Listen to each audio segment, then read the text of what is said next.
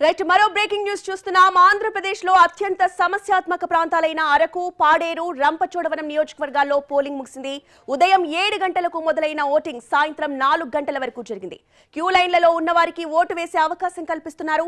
సమస్యాత్మక నియోజకవర్గాలైన పాలకొండ, కురుపాం, సాలూరు నియోజకవర్గాల్లో సాయంత్రం 5 గంటలకు పోలింగ్ ముగుస్తుంది. ఇక తెలంగాణలో 13 సమస్యాత్మక నియోజకవర్గాల్లో పోలింగ్ ముగిసింది.